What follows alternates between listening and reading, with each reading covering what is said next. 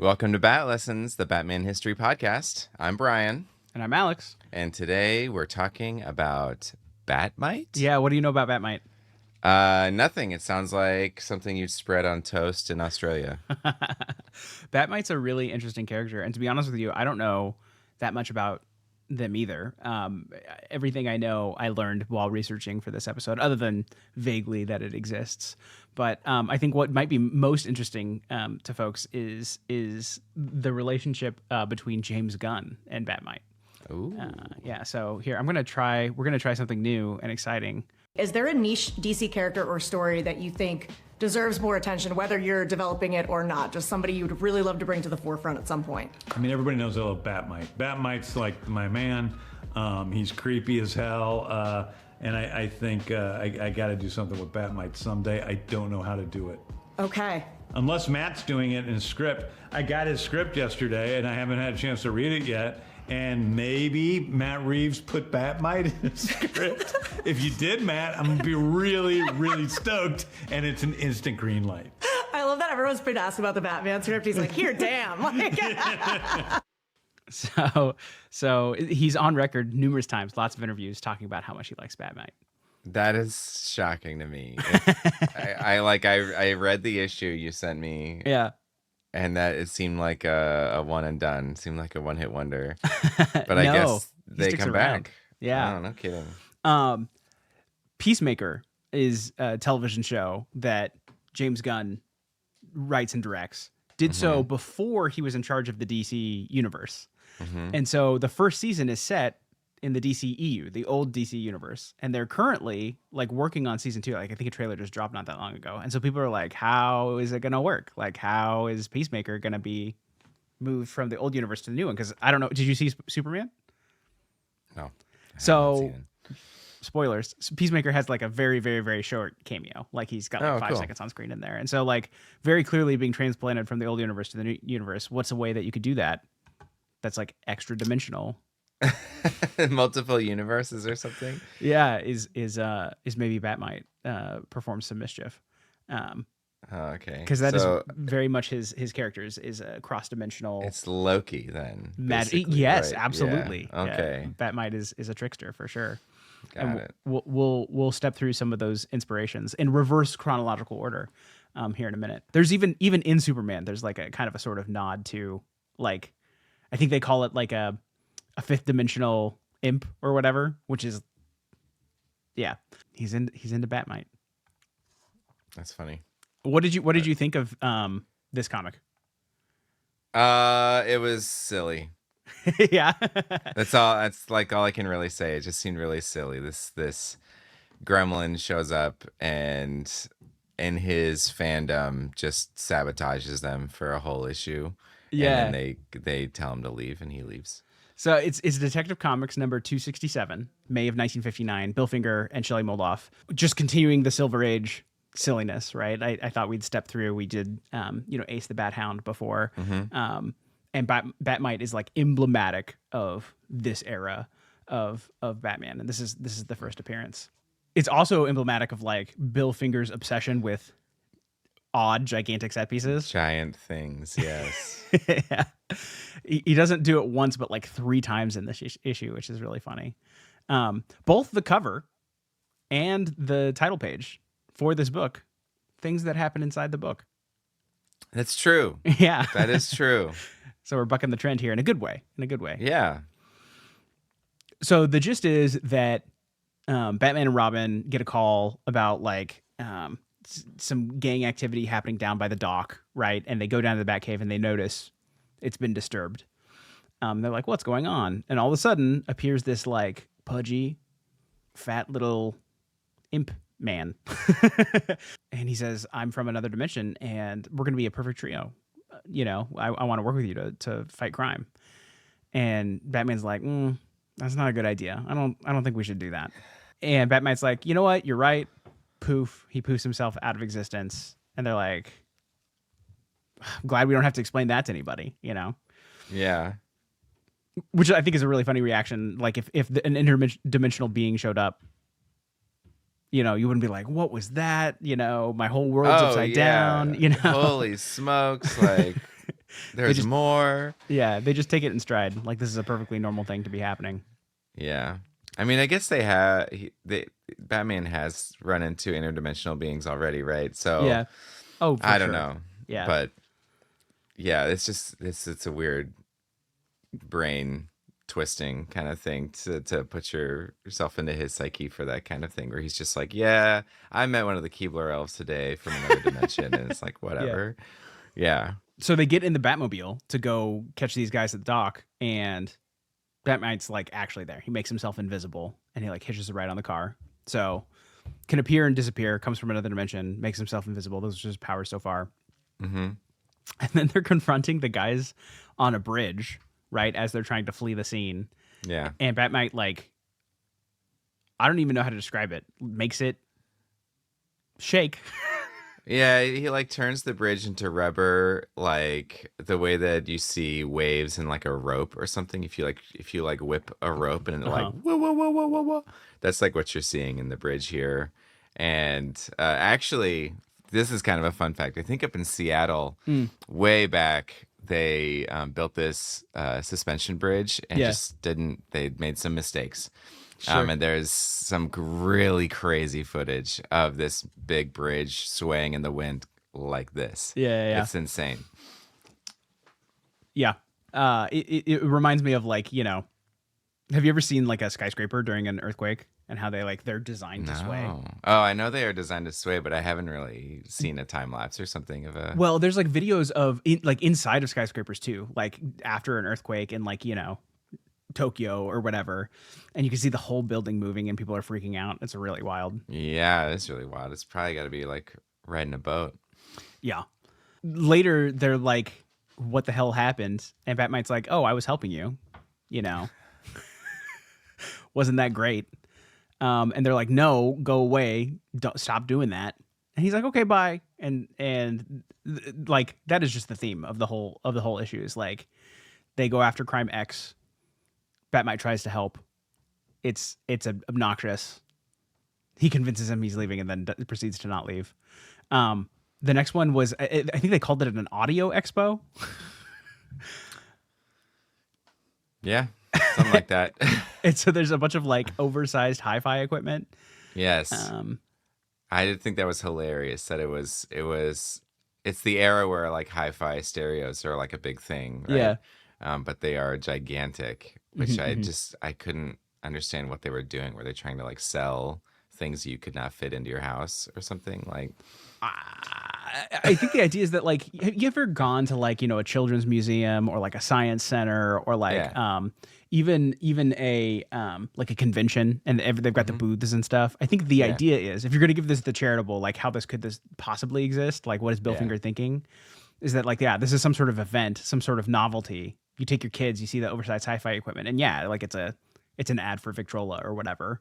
But mostly it's an excuse for the artist to draw ridiculous fights, like on tape recorders and records and stuff. yeah. And then there's this really funny gag that they do after each one of these, where the police show up and Batman has to explain away, like, how did this happen? Yeah. And Well, you haven't said what has happened yet.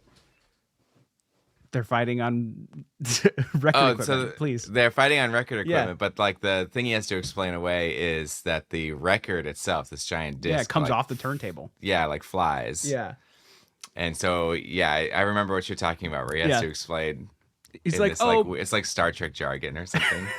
well, yeah, he was talking about, like, maybe the record was gonna flip or something like that, and the motor, like, was overturned, and it, like, you know, it doesn't make any sense. Yeah, no, it doesn't make any sense at all. And the officer's like, okay. And then the next one, they're at like a museum, and there's a gigantic statue of Batman for some reason, Yeah, like that larger was than really life, strange. and a huge Viking ship and a Sphinx. Like, I don't know about you, even if I was going to a museum, why would all these things be in the same room together? They wouldn't. Like, They're fighting goons, like, on the Sphinx for some reason, and it gets bigger and starts shaking around. You know, Bat-Mite's trying to be helpful. And then they make the oversized, Bat-Mite makes the oversized Batman statue like start moving. Mm-hmm. Which, why would it do that? Magic. Yeah. And we get this little interstitial where Batman and Robin are like inside the utility belt, and they're talking about how it's working. And the whole issue, they've been like resenting Bat-Mite. That's and, like, right. Yes. telling him he's not to help, telling him he's in the way. But for some reason, they're really jazzed about the giant Batman statue coming to life. And then the police show up and they're like, how did that happen? And they're like, oh, it must have been a robot, And Right. Batman's like, I yeah, remember robot, this that makes backwards. sense. Yeah. Because I was thinking, why would they make it a robot? But no, it's all magic. Right. That was Yes. dumb. No, it's okay. Yeah. He's trying to. The gag is he's trying to explain it away to the police officers. Yeah. Which I don't know Well, why he's covering for this interdimensional imp, but he is. Yeah, that's a great point. I don't Yeah. know why he's trying to cover for this magic. Maybe he thinks that like people can't mentally withstand the idea of there being other dimensions or other beings. Yeah. So he's like, oh, for the greater good, must cover. And then we're back in the Batcave, and Batman says, like, you're not helpful, which I think is really funny because they were just talking. He was talking with Robin about how great Right. the giant moving Batman was. And he says, go away. And he's like, okay, I will. And he leaves. And that's the end of the issue.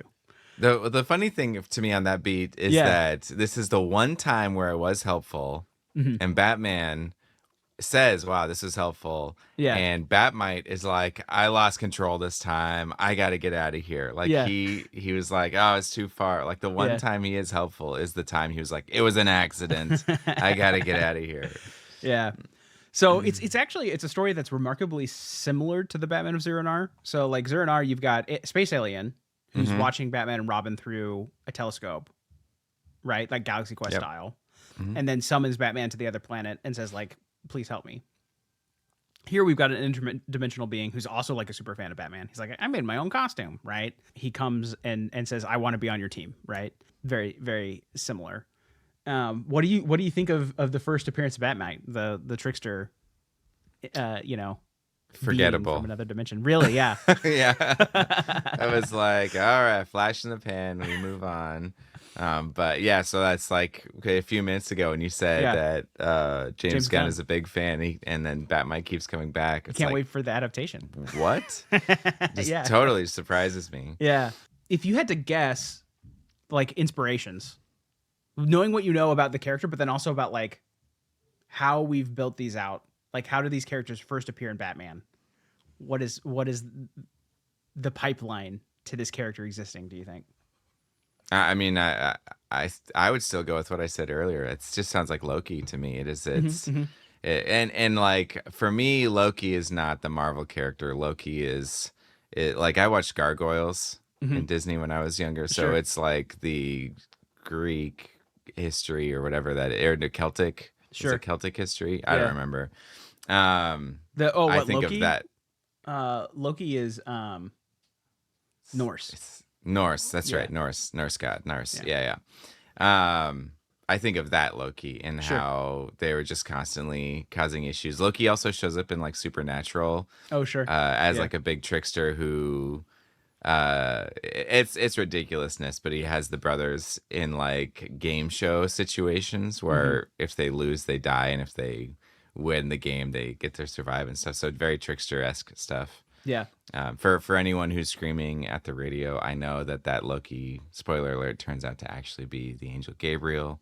It's fine, but it takes on the role of like a trickster like Loki. So that's where my mind goes immediately, and I'm very, very curious to hear where else this idea could have come from. So this is a pattern that we're going to see reoccur a lot in the Silver Age, and we actually already did it once with Ace the Bat Hound, which is Bat-Mite is a send up of a Superman character. Or Oh, appears no as a Superman kidding. character. Yeah. Okay. I'm gonna issue you a challenge, Brian. Do you think you can pronounce this word? Oh my goodness, is this Elon Musk's kid's name? Mxyzptlk. That's not bad. Mxyzptlk.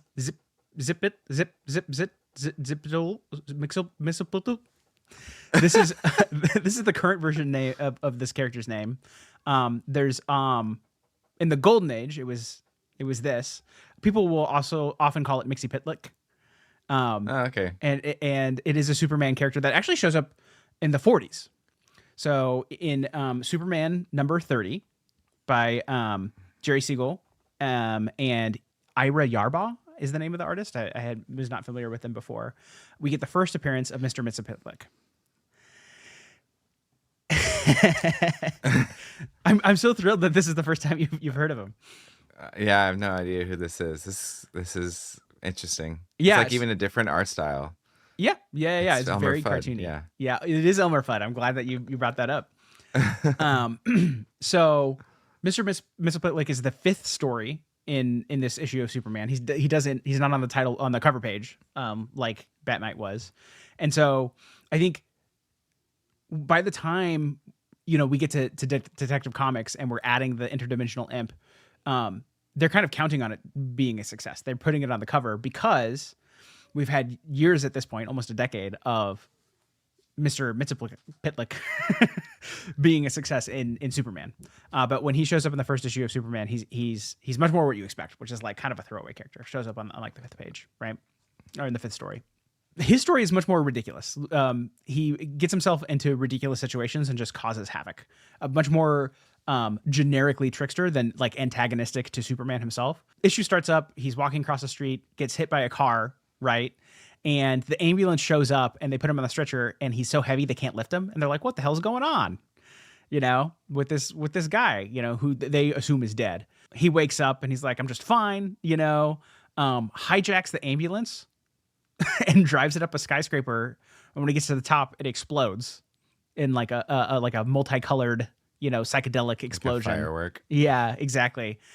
And you get everyone going like, what was that? And one of the paramedics puts himself on the stretcher and is like, I think something's wrong with me, doc, And then there's an art auction where they're auctioning off a sculpture of a man and he brings it to life. And people freak out, right? They're going, what the hell's going on? Mm-hmm. He shows up at a public pool. And like each of these get like a page, right? And they don't even really resolve. It's like he's causing a commotion and people are freaking out, right? Shows at a public pool and is like pretends to drown, and like as people go to save him, like teleports to a different place in the pool, and it's like, I'm over here, and they're like, how did you do that? And then he does it again, and then like cannonballs in, and they're like, what's going on? Cut to a city council meeting. So this is where Clark and Lois enter the picture, right? They're reporting on a city council meeting, and all of the members of the council are like giving the mayor a hard time. And they're like, the city cleanup that you were planning, it's going horribly. And the highway construction project, it's like months behind and over budget. And, he's like, I can explain. But first, there's a parade with the circus downtown. I got to go do that, So he's like, you get the vibe that he's like a bad mayor, right? That's the gist we're getting. And Clark and Lois are reporting on it. And who shows up but Mr. Mxyzptlk to wrap him up like a mummy. And people are like, what are you doing? This is crazy. And so, Clark bounces and is like, oh, I gotta, shower my hair. I don't know. Like he makes an excuse, dips out, changes into Superman, and like chases after him. And is like, hey, what are you doing? I've heard you've been causing mischief all over town. What the hell? And he just chases him all over. One of the things that's really interesting to me is that like here in the lower left, you've got the closest thing to the Superman fly that I'm familiar with. But throughout the rest of the issue, you'll notice he actually flies in ways that don't make a lot of sense at all. Like he's not pointing where he's going. And in fact, instead is like flexing. Like you just get the vibe that like they're tracing like a bodybuilder flexing. And I'll point it out to you as we go. Okay. And yeah, he just chases him all over. That highway project that we were talking about, that the mayor was like defending because it was like over budget and whatever. For some reason, Mr. Mxyzptlk shows up and like starts building the highway, but like in the wrong direction. That's the way that he's going to cause mischief this time, is he's building the wrong road. I don't know. Yeah. And Superman's like, you, and picks up the entire highway and moves it to where it's supposed to be. And Superman's like, you're going to come in under budget and ahead of schedule, like he's fixing the problem. And then Mr. Mxyzptlk is like downtown, and like he's disrupting the city cleanup. So he's blowing papers all over the place, and the people who are cleaning up are like, "Oh no, I just picked up all these papers," you know. And they're going to the Waste Paper Corp. I guess that's like a recycling thing, you know. Yeah. And then we get this hilarious panel where Mr. Mxyzptlk is blowing the papers away, and then Superman starts blowing them back or blowing back at him, and then they're like blowing at each other, like they're using their super windy blow powers. It's very stupid. The whole thing's stupid. And here's another one where like Superman's flying in like a I'm taking you to the gun show pose. Yeah. Yeah.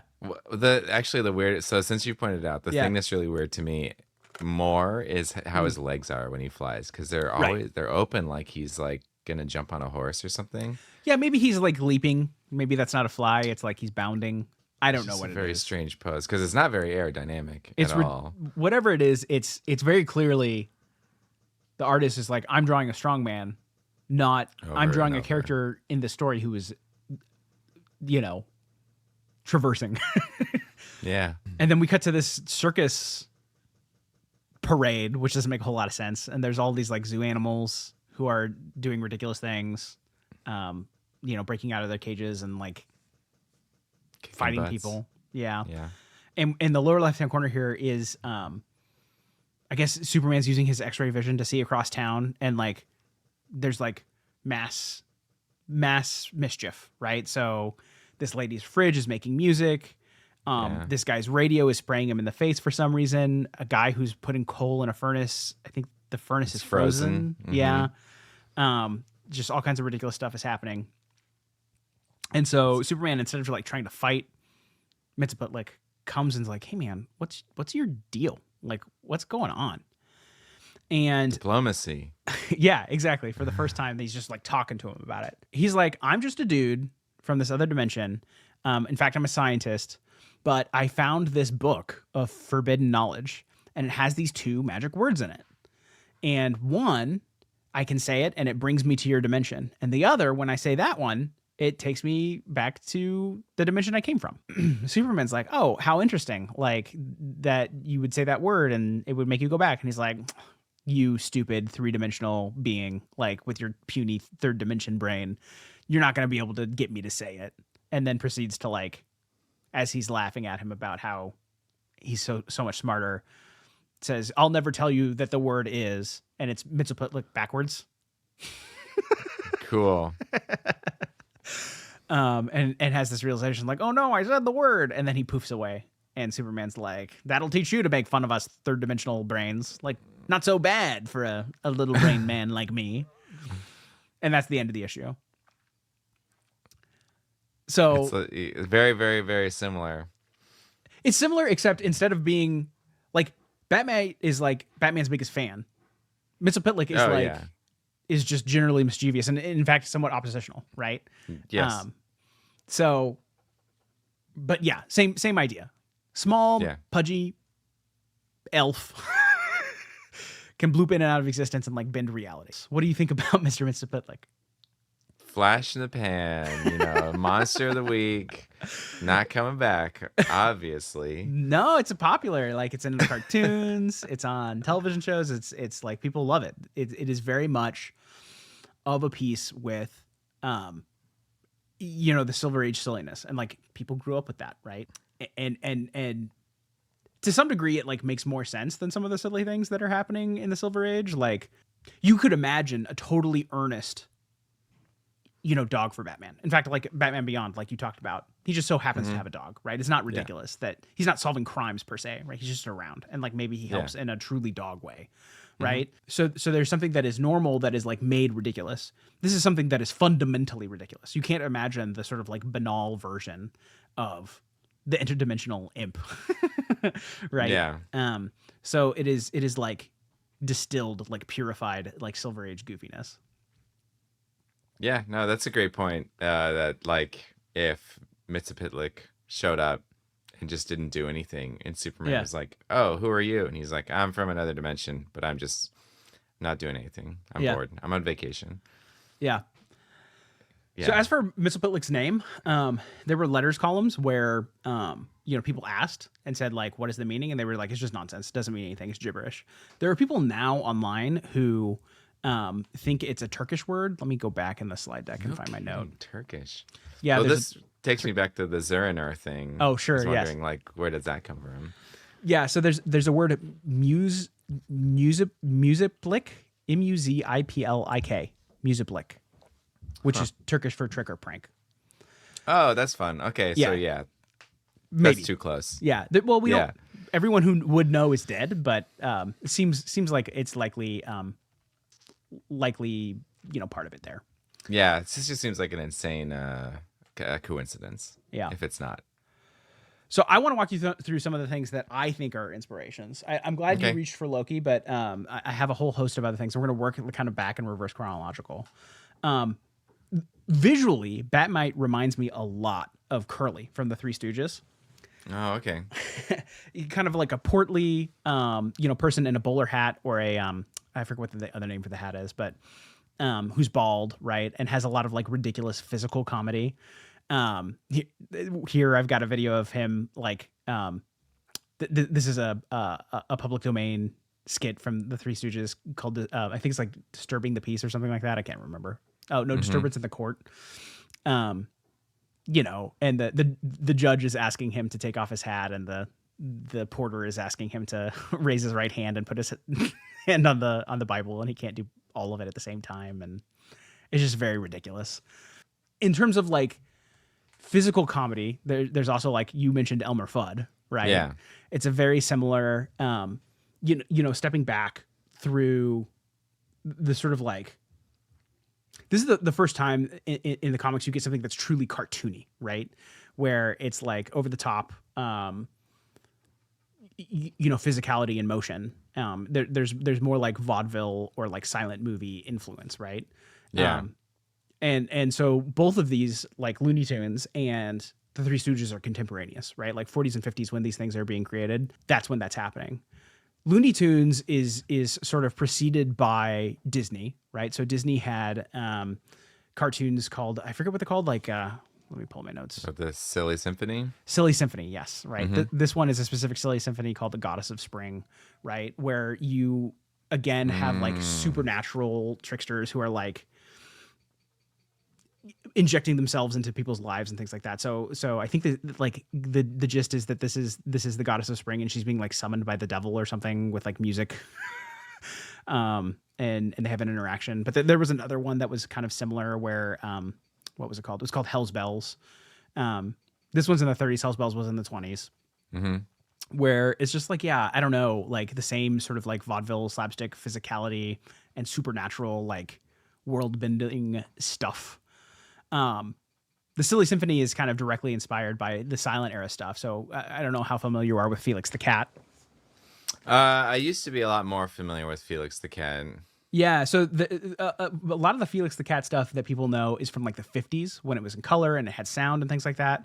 But actually in the 20s, it kind of had a silent film era where they described these cartoons actually as comics. The title card for this calls it a comic, which is really interesting. And they speak with speech bubbles and stuff, which I love. And it's the sort of the first example of the sort of like high physicality, ridiculous comedy. Like here in a second, you're going to see this donkey punt this cat all the way to Russia. If I could only get to Russia. Boom. Right. That feels like very of a piece with Mxyzptlk and with Bat-Mite. If you step back just a little bit further to the 19th century, here's art of Midsummer Night's Dream, which is from the 16th century. Are you familiar with Midsummer Night's Dream? That's where like Loki and no, it's Avalon. Isn't that Midsummer Night's Dream? I don't know. So Midsummer Night's Dream is a Shakespeare play. Oh yeah, okay. I guess I did know that. Yeah, and it takes place in Athens, and so all the characters are Greek, and so I don't know if Avalon is one of those. It might be, but you've got I'm probably getting my lore mixed up. Sure, you've got like Hippolyta and like a bunch of other people, and the gist with Midsummer Night's Dream is that it starts out like his other plays. So he's done multiple tragedies about forbidden love, right? Where there's two, young star-crossed lovers. In this case, they're like Greek, hero characters. And the dad says like, you can't marry for whatever reason, like class or whatever, and it's like forbidden. And they're like, fine, I'm gonna run away into the forest. And it takes a turn because it's not like a tragedy; it's more of a comedy.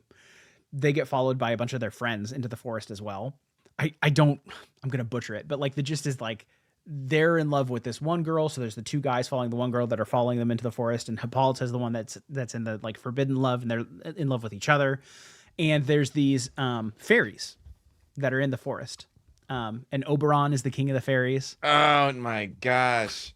This is what's in Gargoyles. It's not Loki at all. It's Puck. Yeah, and it's Puck. Puck is the son of Oberon. It is Midsummer in the so this would be like Avalon and stuff. Yes. Oh my gosh. Puck is absolutely. I can't believe I got that wrong at the Mxyzptlk. top of this show.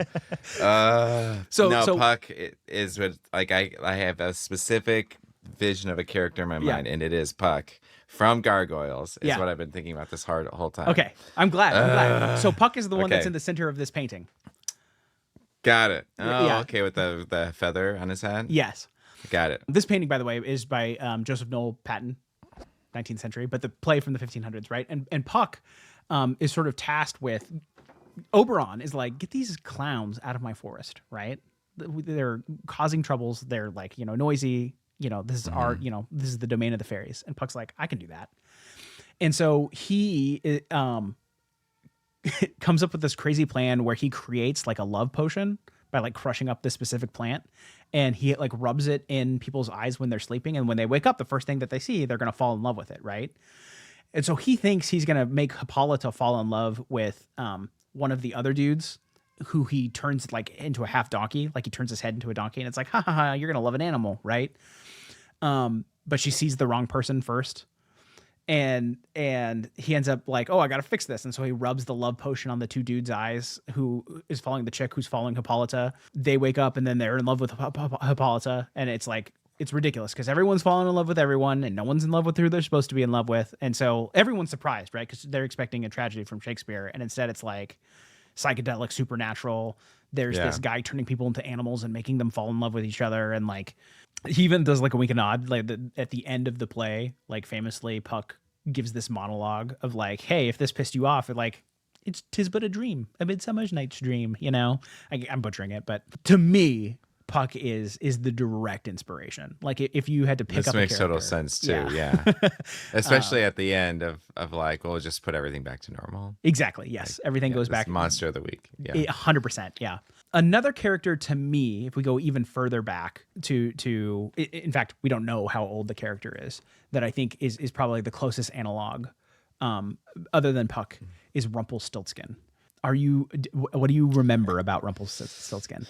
The name. All I got is the name. I know that name, but I don't think I could tell you a single thing about the story. Okay. So this is one that's like, it's like a legend. Like we don't know who wrote it. It goes back like thousands of years. Like, okay. So it's like even older than like the Grimm fairy tales. Yes. Because that's what I would have guessed. Yeah, no, in fact, there's like literary references that are like, 1500 years ago or whatever, where people are sort of like alluding to Rumpelstiltskin, right? So we don't have the first written example, but we have like really old examples of people referencing it. So basically there's this dude who he's like a worker in the kingdom, right? He goes and he tells the king, my daughter can turn straw into gold.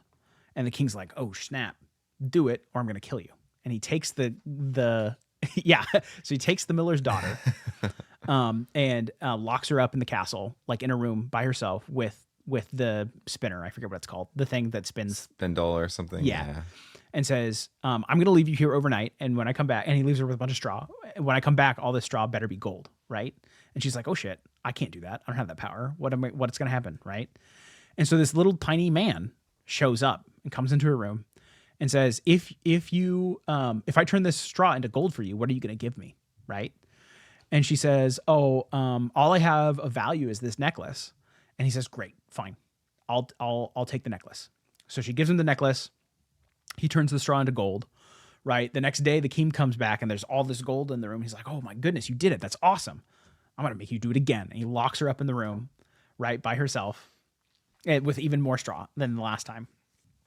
And she's like, what am I going to do? I can't, the little man comes back and he's like, what are you going to give me? Right. And she gives him the ring, her ring. She has a ring. And She's holding out on him. yeah, I guess. Yeah. And so he takes the ring, he turns the straw into gold. King's like, this is the best, right? He's like, one last time. I'm only going to make you do this one more time. I need you to turn more straw into gold, right? So he fills the whole room with straw. It's like to the brim. There's nothing in there but her and straw and the spinner, right? Uh-huh. And yet again, Spinning wheel. Just wheel, got, sure. Yeah, Yeah. just hit me. once again, the little guy shows up and is like, hey, what are you going to give me to turn this straw into gold? And she's like, I got nothing. Literally nothing. He's like, listen, I will turn this straw into gold if you promise me your firstborn. Right? That's a lot bigger than a necklace. Yeah. And she's like, whatever, I'll do it. Right? And so he turns all the straw into gold. The king shows up and is like, you're going to make me rich beyond my dreams. I want you to marry me. And she's like, okay, whatever. Right? Like she's a pauper's kid. She's going to be the queen. Right?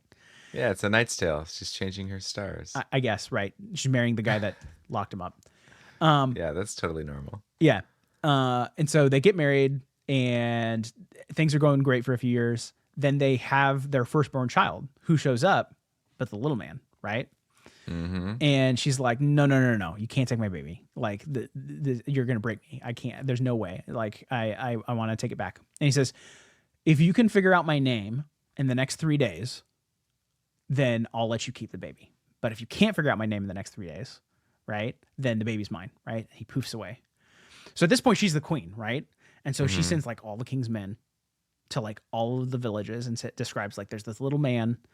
We got to figure out his name, right? And they come back with this list. And so the first night, the little man shows up and she's like, is your name Dave? Is it Brian? Is it Stu? Is it this? And she's just going down the list. He's like, nope. And he leaves again.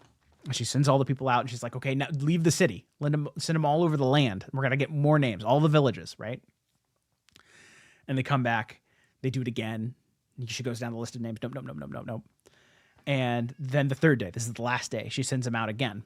And one of the people that are, looking across the land comes across this little dude at a crossroads, like in the forest, and he's got a campfire and he's singing this song about how smart he is and how he's going to get this baby and like how awesome that is because she's never going to know that my name is Rumpelstiltskin.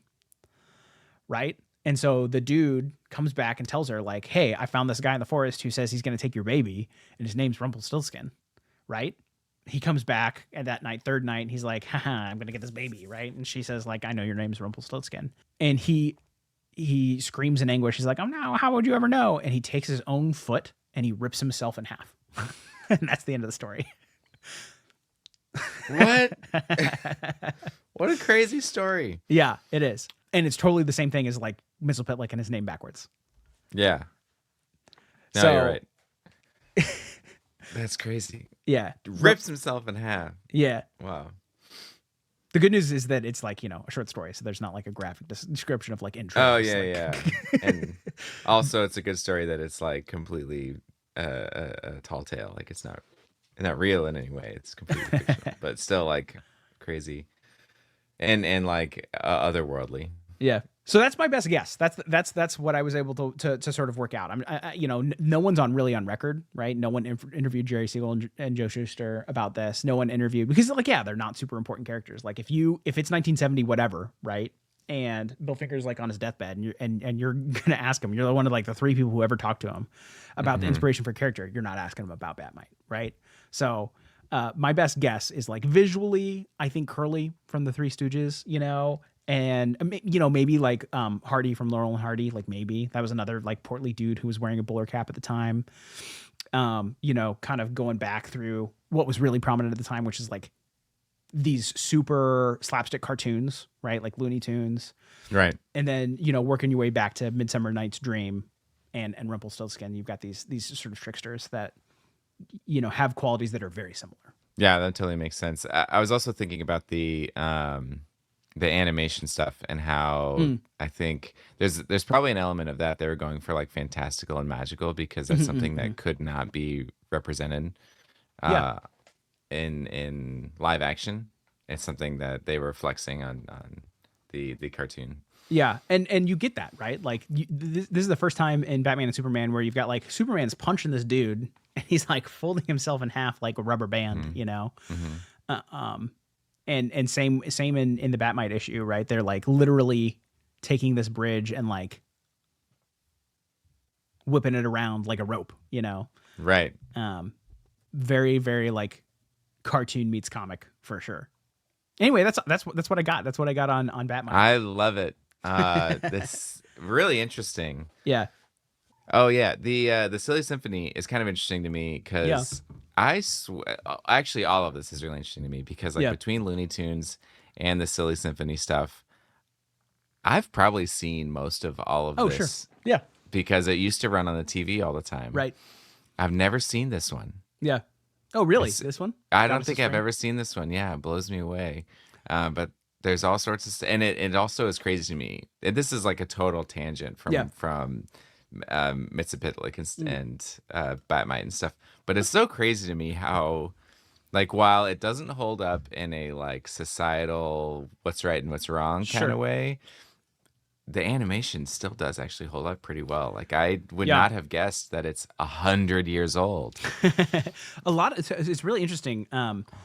In Asia in the 60s, and then again in the United States in the 70s, limited animation became very popular, which is basically the idea that like you would run sub 30 frames per second, right? So you would have like in between.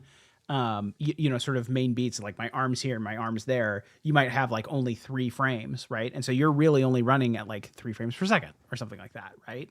And you would also have things like reuse, right? Where you would have something that would loop and you'd have the same 5 frames and you do it over and over and over and over again. So like Scooby-Doo, basically, Hanna-Barbera or anime, right? And that is kind of the prevailing... It is to the point where like that sort of like limited animation and limited motion is almost nostalgic for people, right? When you go to the theater and you see, Spider-Man Into the Spider-Verse, they're doing it on purpose. They're dropping frames on purpose. When you do the Lego movie, they've kind of got a stop motion where they're dropping frames on purpose. The new Cat in the Hat movie that's not out yet, the trailer's out, they're doing a very similar thing, right? Interesting. If you look at the earliest animation from Disney and Fleischer, etc., they're doing the exact opposite, right? They're drawing every frame, and in some cases, they're rotoscoping. And so I don't know if that's the case with this, but for a lot of early, so like Sleeping Beauty as an example, they shot that with people, right? And then they rotoscoped it, and the motion is so fluid, it's a little uncanny.